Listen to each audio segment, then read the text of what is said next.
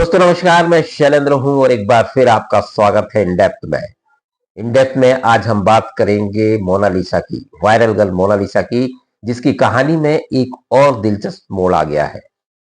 Film के director, उनकी जो फिल्म बन रही थी मोनालिसा पर, द मणिपुर फाइल्स, उसके डायरेक्टर सरोज मिश्रा ने एक वीडियो वायरल किया है, एक वीडियो जारी किया है प्रधानमंत्री नरेंद्र मोदी और गृह मंत्री अमित शाह के नाम पर, और जिसमें ये कहा गया है कि सरोज मिश्रा यानी उनके खिलाफ केरल पुलिस ने एक मामला दर्ज किया है पॉक्सो एक्ट के तहत। उन्होंने कहा है कि मोनालिसा ने यह आरोप लगाया है कि जब वो मध्य प्रदेश में थी, नाबालिग है वो, उनके खिलाफ यौन शोषण किया गया सरोज मिश्रा और कुछ लोगों ने। तो अब ये उन पर एफआईआर दर्ज हुई है। सरोज मिश्रा का ये कहना है केरल पुलिस उनको कभी भी उठा सकती है, वो अभी मध्य हो रहा है प्रदेश कि में। आवाज़ उठाने की वजह से मुझे पॉक्सो जैसी गंभीर धारा में मेरे खिलाफ वहाँ पर एफआईआर दर्ज की गई। अब आप सोचिए कि सनातन के लिए आवाज़ उठाना कितना महंगा पड़ रहा होगा आज की तारीख में, कितना भारी है। सच बोलना कितना भारी है। बहुत आसान होता है किसी झूठे केस में किसी को फंसा देना। ना उनके पास कोई साक्ष्य है, ना कोई गवाह है और ना ही कोई सबूत। पीड़िता का परिवार पूरा मेरे साथ है। वो भी शुरू से ही बोल रहे हैं कि ये जो भी है कहा जा रहा है, लड़की से झूठ बुलवाया जा रहा है, गलत कहाया जा रहा है। उसके बावजूद भी परसों वहाँ पर केरल में, यहाँ नहीं केरल में मेरे खिलाफ इस तरह की एफआईआर दर्ज हुई है और केरल की पुलिस अब मुझे खोज रही है। तो इस वीडियो के बाद फिर एक बार मोनालिसा सुर्खियों में है, उनकी कहानी सुर्खियों में है। दोस्तों इतने मोड़ आए हैं मोनालिसा की कहानी में कि इस पर अच्छी खासी फिल्म बन सकती है। हालांकि उन पर फिल्म बन रही है जिसके डायरेक्टर सरोज मिश्रा है, मणिपुर फाइल्स। तो पूरी पूरी विवाद की जड़ कहीं ना कहीं यही नजर आती है। देखिए, अब पूरी कहानी पर अगर आप नजर डालें तो अब इसमें दो सरकारें आमने सामने नजर आ रही हैं। हालांकि सरकारों की तरफ से कोई बयान नहीं आए हैं, लेकिन जिस तरह की गतिविधियां हैं, जिस तरह की एफआईआर दर्ज हुई है मध्य प्रदेश और केरल में, उसको देखकर कहा जा सकता है कि कहीं ना कहीं आगे ये लड़ाई दो सरकारों की लड़ाई बनती जा रही है। 11 मार्च को जब केरल के एक मंदिर में मोनालिसा ने फरमान खान से शादी की हिंदू रीति रिवाज से, ये विवाद तभी से शुरू हो गया था। हालांकि कहानियां पहले से चल रही थी, पर 11 मार्च इसमें टर्निंग पॉइंट था जब उन्होंने अचानक फोटो आई मीडिया में कि उन्होंने बरमाला डाल के दोनों ने आपस में शादी कर ली, फरमान खान और मोनालिसा ने। और उसके बाद गतिविधियां शुरू हुई। ये फोटो वायरल होते ही उसके बाद उसके परिवार, जो पिता उसके थे उस समय केरल में ही मोनालिसा के, वो मध्य प्रदेश में आए वापिस, और उन्होंने आरोप लगाया कि ये लव जिहाद का मामला है, उनकी बेटी को फंसाया गया है फरमान खान के द्वारा और वो कहीं ना कहीं उनको प्रताड़ित किया गया है, और उनके पिताजी ने यह आरोप लगाया। उसके बाद सनोज मिश्रा जो फिल्म के डायरेक्टर हैं मणिपुर फिल्म के, ये फरमान खान उन्हीं की यूनिट में कहते हैं काम करते थे, और उसी दौरान संपर्क में आए मोनालिसा से और प्रेम हुआ दोनों में, और दोनों ने शादी कर ली। सनोज मिश्रा ने इसमें इनिशिएट लिया और उन्होंने इसमें पुरजोर तरीके से आरोप लगाया कि ये लव जिहाद का मामला है, किस तरह से इस मोनालिसा को फरमान खान ने फंसाया है, और उसमें काफी बड़ी संख्या में लोग शामिल हैं, ये पूरी साजिश है। और उसके बाद उन्होंने केरल सरकार को भी घेरा। देखिए, केरल में जो केरल फाइल्स या केरल स्टोरी जो है फिल्म आई थी, जिसमें दिखाया गया था कि किस तरह से वहां धर्मांतरण होता है, बहुत सी संस्थाएं सक्रिय हैं, और किस तरह हिंदू लड़कियों को फंसाया जाता, तो उस स्टोरी से इसको जोड़ा गया मोनालिसा को, क्योंकि केरल क्यों ले जाना था। इसमें आरोप है सरोज मिश्रा का और मोनालिसा के पिता का कि वहां पर उसको धोखे से फिल्म करने के बहाने ले जाया गया और शादी करवा दी गई और इनको वापस भेज दिया गया उनके पिता को। बाकायदा दस्तावेज वहां पर जमा कराए गए उसकी मोनालिसा के, क्योंकि ये नाबालिग कही जा रही थी, लेकिन उन्होंने बाकायदा दस्तावेज जमा कराए उसके बालिग होने के। और वहां पर केरल सरकार के बहुत प्रभावशाली लोग भी उस शादी में शामिल हुए। इसमें कहा जा रहा है केरल सरकार का पूरा सपोर्ट था, या कुछ संस्थाओं का पूरा सपोर्ट था, वहां कुछ मिनिस्टर लेवल के लोगों का सपोर्ट था, इसलिए वो केरल गया। तो उसको केरल में आखिर कनेक्शन क्या था, तो इसमें बड़े सवाल खड़े हुए, और अभी भी वो केरल में है ऐसा कहा जा रहा है। और तब फिर ये पूरा मामला बढ़ा। यहाँ मुख्यमंत्री से भी मुलाकात की, करने की कोशिश की सरोज मिश्रा ने, सरकार में ये शिकायत दर्ज कराई। उसके बाद राष्ट्रीय मानवाधिकार आयोग और राष्ट्रीय अनुसूचित जनजाति आयोग इसमें सक्रिय हुआ और उसने जांच की, राष्ट्रीय अनुसूचित जनजाति आयोग ने। और उसमें जो सर्टिफिकेट निकलवाए गए, महेश्वर जहां पर रही है, महेश्वर घाट पर मोनालिसा का बचपन बीता है, जहां वो रुद्राक्ष की मालाएं बेचा करती थी, वहां उसका जन्म हुआ तो वहां की नगर पालिका से सर्टिफिकेट निकलवाए गए और उसमें और प्राथमिक स्वास्थ्य केंद्र से भी जो सर्टिफिकेट निकल गए हैं उसमें मोनालिसा नाबालिग पाई गई, 16 साल की उनकी उम्र पाई गई उन सर्टिफिकेट्स के मुताबिक। जबकि केरल में जो सर्टिफिकेट महेश्वर नगर पालिका का जमा किया गया उसमें वो बालिग है। तो लड़ाई यहीं से शुरू हुई और उन पे एफआईआर दर्ज हुई फरमान खान पर पॉक्सो एक्ट के तहत, जिसपे सनोज मिश्रा के खिलाफ एफआईआर केरल में दर्ज की गई है।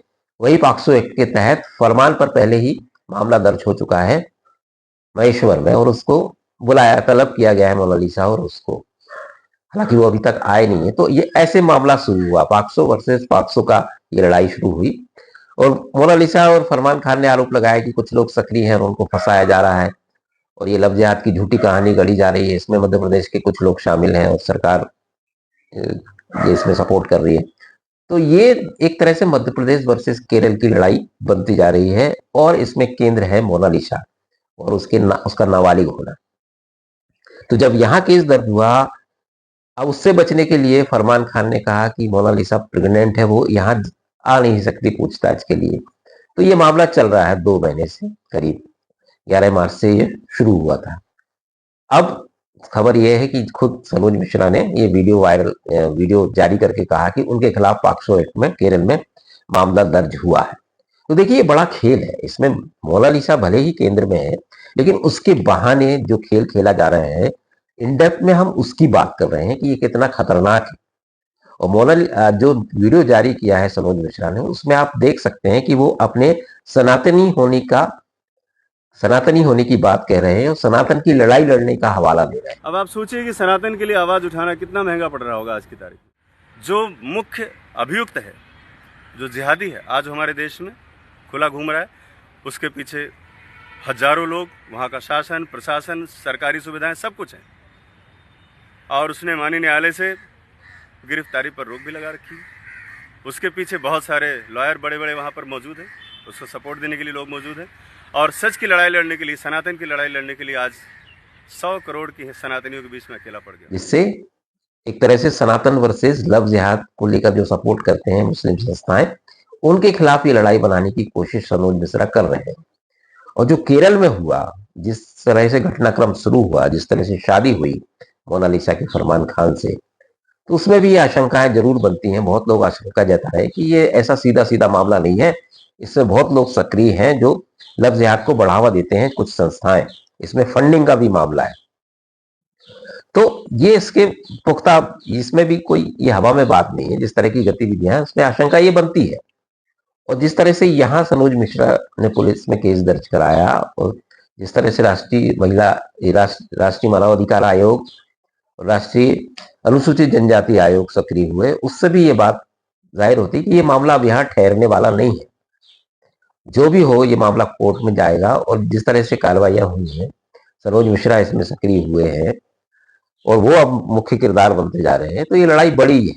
लेकिन ये इसका नेचर देखिए इस पूरी लड़ाई का, क्या देश में इस तरह के जो माहौल है, इस तरह की एक कहानी खड़ी करना क्या सांप्रदायिक सौहार्द को बिगाड़ने वाली बात नहीं है?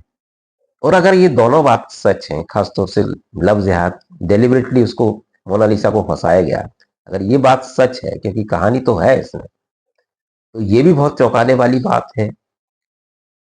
अब क्या मोनालिसा के जरिए एक पूरे समाज को चिढ़ाने की कोशिश की जा रही है, क्योंकि यहाँ सनोज मिश्रा है केंद्र में, ये भी मुद्दा है। और क्या ये सिर्फ एक इत्तेफाक है कि इस तरह से जो भी वायरल होती हैं लड़कियां या जो भी मुख्य धारा में आती हैं, उनको लेकर कहीं ना कहीं लफ्जियात जुड़ जाता है। और आपको याद होगा जो हर्षा रिछारिया हैं, साध्वी, जो मोनालिसा के साथ ही वायरल हुई थी महाकुंभ 2025 से, उन्होंने भी एक वीडियो जारी करके ये बात कही थी कि कैसे उनको घेरा जा रहा था या कैसे एक मुस्लिम जो युवा, ये जो भी है, वो उनके संपर्क में थे और उनको बार बार मदद के लिए ऑफर करते थे। जब उनको हिंदू संगठनों की तरफ से परेशान किया जा रहा था, साधु संतों की तरफ से गलत बयानबाजी हो रही थी, तो कैसे एक सिंपैथी जताकर उनके करीब आने की कोशिश कर रहे थे एक मुस्लिम व्यक्ति। उन्होंने ये स्पष्ट कहा था वीडियो में कि ये लव जिहाद किस तरह से पनपता है, कैसे हिंदू लड़कियां दूसरे धर्म के लोगों के संपर्क में आ जाती हैं। तो ये भी उन्होंने वीडियो जारी किया था। तो ये भी इस कहानी को पूरा बल मिलता है। तो कुल मिलाकर अब जो बात है उसमें दो सरकारें आमने सामने दिख रही हैं, और केरल सरकार इसके लिए थोड़ी सी बदनाम है। जब से फिल्म आई है केरल स्टोरी, इस तरह की गतिविधियों को वहां सपोर्ट मिलता रहा है, क्योंकि मुस्लिम कट्टरपंथियों की वहां पैठ है अच्छी खासी, और हिंदू विरोधी भावनाएं वहां पर प्रबल है। तो ये एक बड़ा, केरल में जिस तरह से मोनालिसा को ले जाकर शादी की गई, तो ये पूरा सब एक आधार बनता है उसका। और अब जब जिस तरह से सरोज मिश्रा के खिलाफ अगर वहां मामला दर्ज हुआ है, एफआईआर दर्ज हुई है, तो वहां पर भी इस मामले को लेकर संस्थाएं सक्रिय है, ये कहा जा सकता है। तो ये लड़ाई सनातनी वर्सेस जिहादियों की ना बन जाए, ये जरूर हमको ध्यान रखना होगा, ये मामला बड़ा ना बन जाए। और देखिए, वो लड़की जिसको कोई समझ नहीं है, आदिवासी लड़की, महेश्वर के घाट से अचानक उठी और 2025 में प्रयागराज में महाकुंभ में वायरल हो गई, और उसके साथ जो ये पूरा खेल हो रहा है उसमें उसकी क्या गलती है। और आप सोचिए कि वो एक करियर बनने जा रहा था उसका फिल्मों में, उसकी खूबसूरती की वजह से उसका परिवार उसके साथ था, और अचानक ये मोड़ आ गया। अब वो, उसका क्या होगा, अब उसका क्या भविष्य है, क्योंकि वो फिल्म भी रिलीज होने में शंका है अब, जो बनाई गई है मणिपुर फाइल्स। तो उस बेचारी का क्या कसूर है, वो एक प्रेम में चली गई या उसको फंसा लिया गया, जो भी बात हो उसमें हम कुछ टिप्पणी नहीं कर सकते। लेकिन ये बड़ा दिलचस्प मामला है, और इस पर ये मामला जितना ऊपर दिखता है उतना अंदर भी है। इसको हल्के में नहीं लिया जा सकता, एक ऐसे करके टाला नहीं जा सकता, क्योंकि ये पूरे समाज की बात है। उन आदिवासियों की, जो भोले भाले आदिवासी लड़कियां हैं, इसमें उनकी बात है। अगर डेलिबरेटली लफ्ज हाथ चलाया जा रहा है तो उसकी बात है, और अगर छोटे छोटे मामलों को सनातन की प्रतिष्ठा से जोड़ा जा रहा है, पूरे सनातन को उसमें शामिल करने की कोशिश की जा रही है, उसकी भी बात। तो इस पूरी राजनीति को हमको समझना होगा, और इस तरह के मामले कैसे हैंडल किए जाएं ये सरकारों को सोचना होगा, ना कि दो सरकारें इसमें आमने सामने आए, प्रदेश सरकारें। इससे बचना होगा। तो हो सकता है केंद्र से कोई इसमें इंटरफेयर हो इस मामले में, और खूब कानून इसको बड़ी बारीकी से देखे। लेकिन मामला बड़ा दिलचस्प है, और आगे इसमें कई मोड़ आना है मोनालिसा की कहानी में। आगे फिर इस पर बात करेंगे। फिलहाल इस वीडियो में इतना ही, दीजिए इजाजत।